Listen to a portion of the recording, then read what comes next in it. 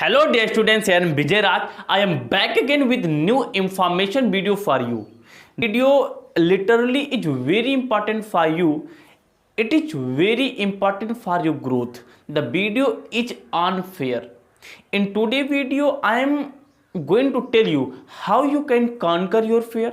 And before questioning how is this fear, I will tell you what is fear, what is the origin of fear. These questions will cover in this video. You must watch this video till end because this video is much more important than educational kind of any subject oriented video, just like a math, physics and chemistry. Now if you want to learn something this video, then you must have to sustain yourself from the till of this video. First of all, we have to discuss what is fear. Let's try to talk in Hindi, because when we will talk only in English, then there are some most of you cannot understand easily. Then it must be easier communication, easier interaction among us. तो let's try to talk in Hindi. आज हम आपको बताएंगे कि हमें डर क्यों लगता है. हम कोई भी काम करने चाहते तो हमें फेयर क्यों आता है, हमें डर क्यों आता है.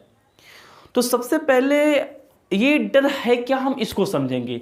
सबसे पहले कोई चीज़ है क्या, पहले ये समझ लिया जाए तो उससे बाहर कैसे आना ये भी समझ में आ जाएगा. तो सबसे पहला क्वेश्चन, अच्छा ये थ्योरेटिकली बात नहीं है, ये हमने अपने आप पे प्रैक्टिकल किया है. इससे हमने कई प्रकार के बेनिफिट भी देखे हैं. तो वही बेनिफिट एग्जैक्टली हम आपको बताएंगे कि हमने कैसे अपने फेयर को, जब कोई भी काम करना होता है तो जो भी फेयर आता है तो मैं अपने फेयर को कैसे कॉन्कर करता हूँ, ये मैं आपको सजेशन दूंगा इसके ऊपर. तो सबसे पहले मैं सोचता हूं कि what is fair in particular field.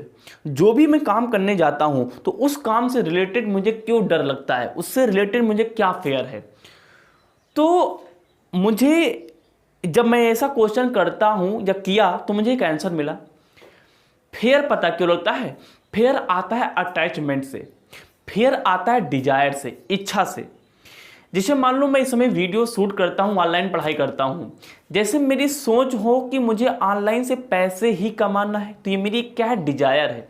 तो अगर जितनी बड़ी डिजायर होगी, बहुत ज़्यादा पैसे कमाना ऑनलाइन, बहुत कम समय में ज़्यादा पैसे कमाना है, तो उतनी ज़्यादा हमारे पास स्ट्रेस होगा, उतना ज़्यादा हमें डर लगेगा कि वीडियो सही बन रही है कि नहीं बन रही है, किसी के कंपैरिजन में हमारी वीडियो क्वालिटी सही है या नहीं है, हमारा जो माउथ फेस एक्सप्रेशन सही जा रहा है, हमारी वॉइस क्वालिटी ठीक है. तो ये हमें फेयर होंगे. लेकिन अगर हम ये चाहते हैं कि हमारे पास जितना है अगर हम उतना ही बेस्ट देंगे और इसको धीरे धीरे इम्प्रूव भी करेंगे, तो क्या हमें किसी प्रकार के डर नहीं कर सकता है, नहीं. तो कहने का मतलब कि डर का सबसे आसान तरीका समझने का यह है कि सबसे पहले जो भी काम में आपको डर लगता हो ना, पूछो why I am feeling fair, why I am not fearless about anything whatever I have decided to do.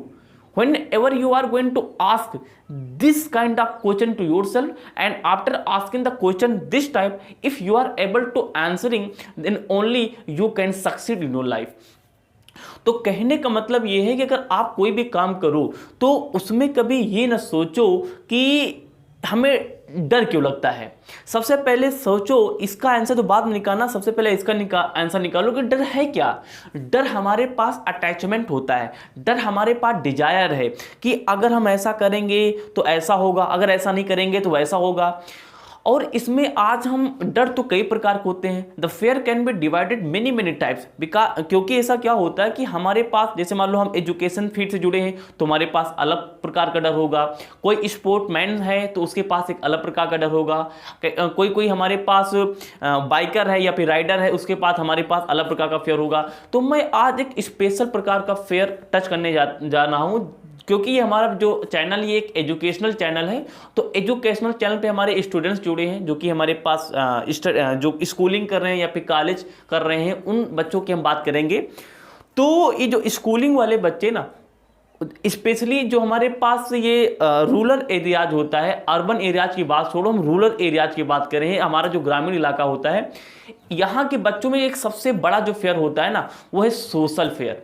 Social fair का यहाँ पे सेंस निकला कि लोगों से बात करने का फेयर, पब्लिक स्पीकिंग करने का फेयर. जब हमारे पास कोई भी डिस्कशन हो रहा हो तो वहाँ पे खड़े होकर अपनी बात को रखने में फेयर.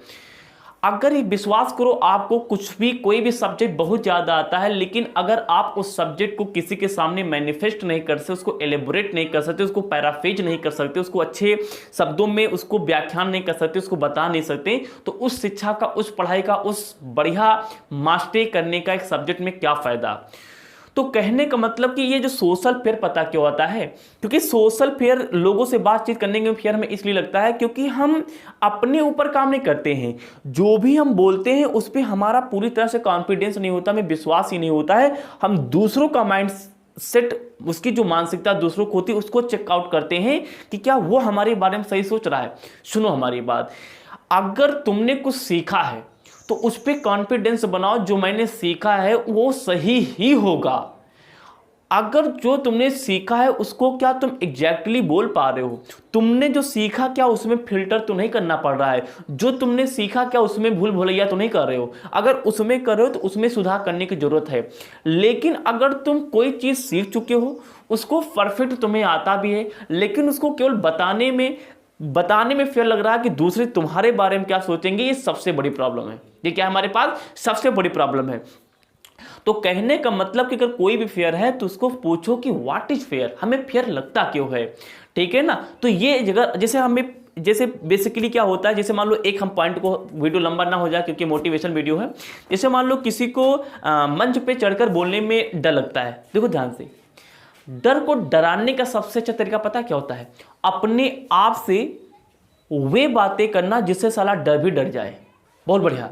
डर से डराने का एक सबसे अच्छा तरीका ये होता है अपने आप से वे बातें करना जिससे कि साला हमारा डर भी डर जाए। ये कैसे होगा, जैसे मान लो तुम्हें ये लगता है कि हम मंच पे जाएंगे तो गलत ना हो जाए। सुनो हमारी बात, अगर ये डर तुम्हें लगे ना, तुरंत सरेंडर कर दो अपने आप को। कैसे, अपने आप से ये बोलो मंच पे चढ़ने से पहले कि आज तो मुझे गलत करके ही आना है, आज मुझे कुछ गलत ही बोलना है।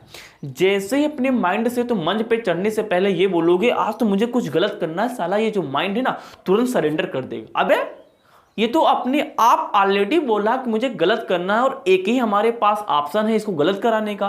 वो ऑलरेडी एक्सेप्ट कर रहा कि मुझे गलत ही करना है, तो इसको हराने कोई तरीका नहीं।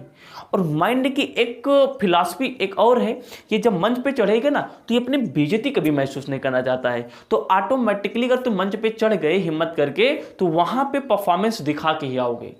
तो कहने का मतलब कि अपने आप सही बोलना सीखो।